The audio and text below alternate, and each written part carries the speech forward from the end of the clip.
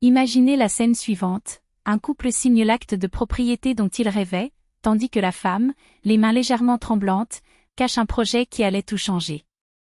Le mari sourit, inconscient de ce qui s'en vient. Cette histoire vraie montrera comment une décision apparemment simple peut se transformer en piège et comment une ruse discrète peut inverser la tendance quand on s'y attend le moins. C'était un jour qui aurait dû être un jour de fête. Katia regardait les papiers sur la table, sentant le poids de chaque signature. La sueur froide sur ses mains la fit s'arrêter un instant, les essuyant discrètement sur son pantalon avant de continuer. De l'autre côté, Anton, son mari, griffonnait son nom avec de larges gestes et un sourire confiant.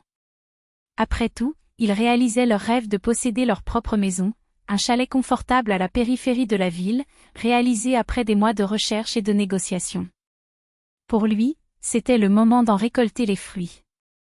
Pour elle, le début de quelque chose de bien plus grand. Tout a commencé lorsque les parents de Katia, inquiets pour leur fille qui vivait dans des appartements loués depuis des années, ont insisté pour qu'elle utilise l'argent de la vente d'une ancienne maison de campagne familiale. Ne gaspillez plus d'argent en loyer, ma fille.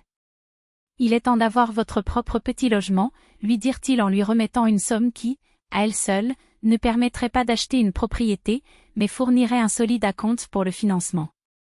Katia hésita, elle ne voulait plus de dettes ni la précipitation de la recherche d'une maison. Mais Anton, toujours prompt à saisir les opportunités, n'a pas laissé passer l'occasion. Pourquoi attendre? L'immobilier ne fera que devenir plus cher. Tes parents t'ont fait ce cadeau, profitons-en, a-t-il argumenté, tandis qu'elle, épuisée entre le travail et les obligations envers sa belle-mère, cédait sans avoir la force d'argumenter. Il s'occupe de tout, il étudie les options, organise les visites et parmi les propriétés sélectionnées, un chalet modeste mais charmant attire son attention. Ça? C'est très simple, Anton. Nous ne pourrons pas payer, douta-t-elle. Mais il a expliqué de manière convaincante que le prix était précisément le grand avantage, après tout, l'éloignement du centre rendait tout moins cher. C'est le meilleur rapport qualité-prix que vous puissiez trouver, a-t-il garanti. Et ainsi, par un week-end ensoleillé, ils ont visité la maison. Plus petit qu'il n'y paraissait sur les photos, mais avec une cour bien entretenue, une pelouse douce et un intérieur qui respirait la chaleur. Katia ressentit quelque chose d'étrange, c'était comme si l'endroit lui appartenait depuis des années. « Avez-vous apprécié ?» demanda Anton, connaissant déjà la réponse. « C'est beau.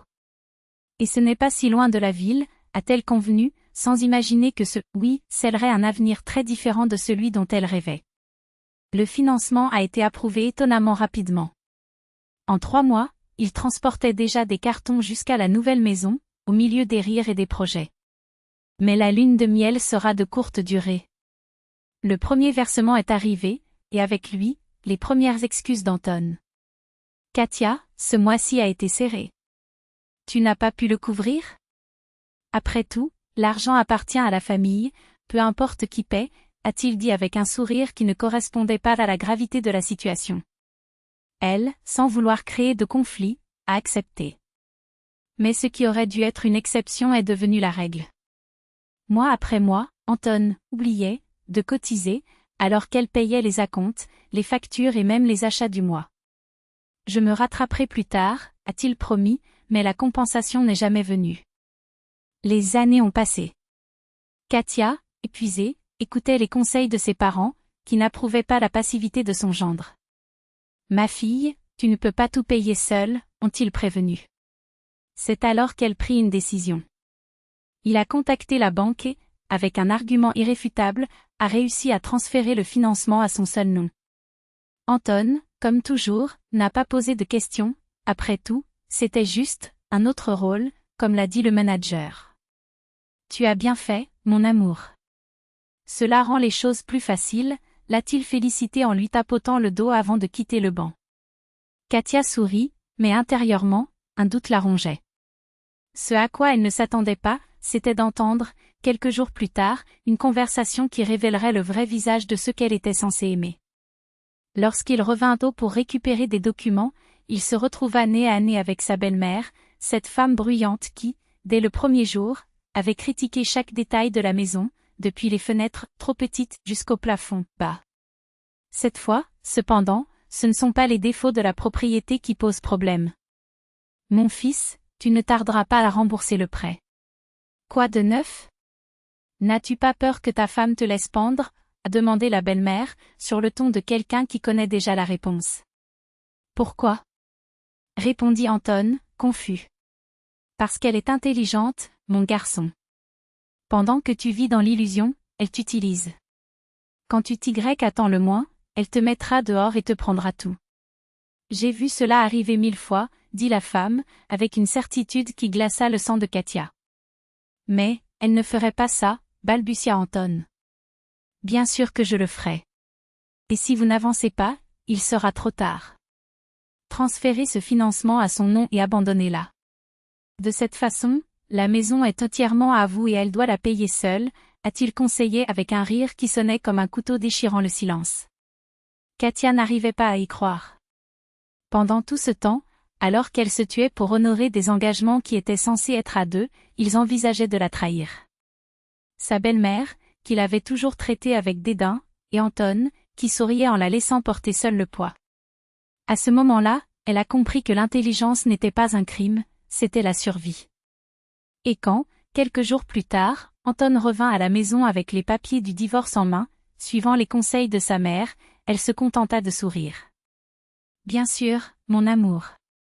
Mais d'abord, regarde ça, dit-il en lui tendant une copie du contrat qui, à son insu, avait déjà été signé, et qui quittait la maison, désormais payée, exclusivement à son nom. Le sourire d'Anton se figea. La belle-mère, en arrière-plan, émettait un son entre un cri et une lamentation. Katia, pour la première fois depuis des années, ressentit le doux goût de la justice.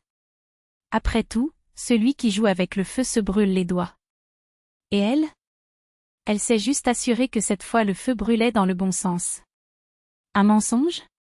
Regardez la copie du chèque. Elle me trompe, et avec un noir. La voix d'Anton tremblait de colère, ses poings serrés comme s'il imaginait déjà le divorce comme la seule issue. Je ne tolérerai pas la trahison. C'est inacceptable.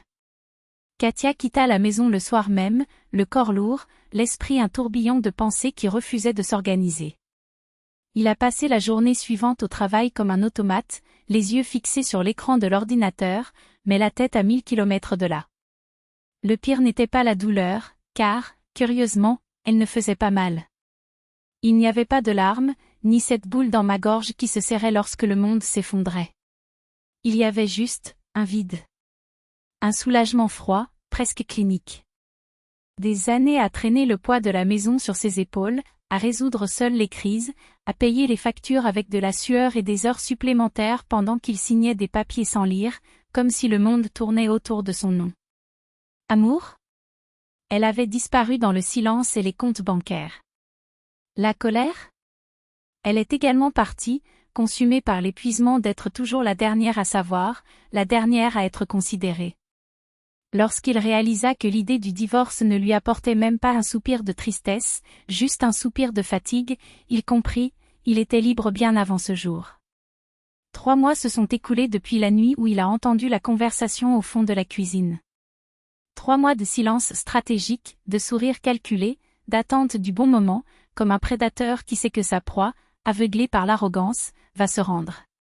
Et c'est exactement ce qui s'est passé.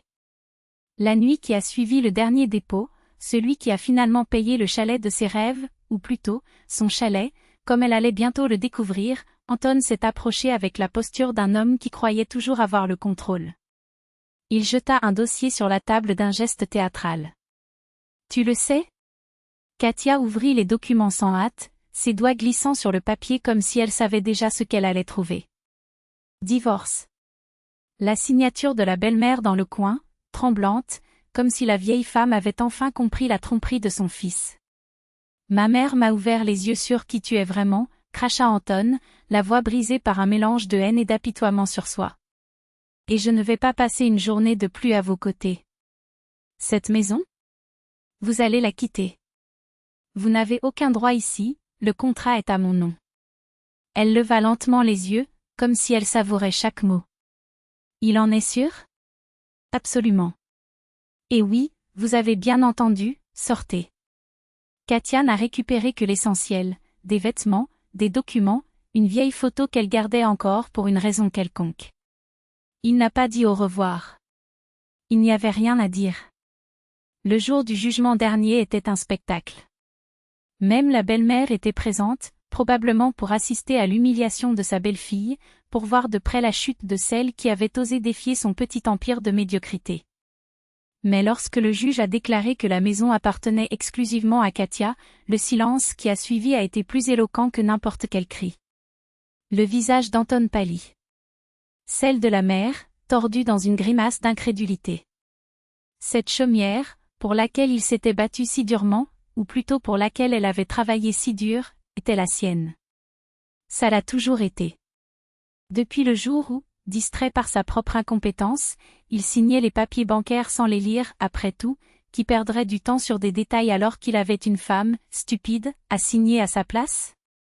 Le père de Katia, un homme qui connaissait les pièges des contrats, avait conseillé sa fille, en tant qu'unique payeur, elle pouvait exiger la cession intégrale de la propriété. Et Anton, dans son arrogance, avait accepté, signant sans ciller sa propre exclusion. Tous les paiements ont été documentés. Tous les dépôts à votre nom. Il n'a pas contribué un seul centime et la banque en avait la preuve. Le juge n'a même pas eu besoin d'y réfléchir à 2 fois, la demande d'annulation a été rejetée. La maison était à elle. Son rêve, payé par elle. Lorsqu'elle a quitté le forum, Katia n'a pas regardé en arrière. Il n'y avait aucun triomphe dans ses pas, juste la légèreté de quelqu'un qui laisse enfin derrière lui un poids qu'il n'aurait jamais dû porter seul.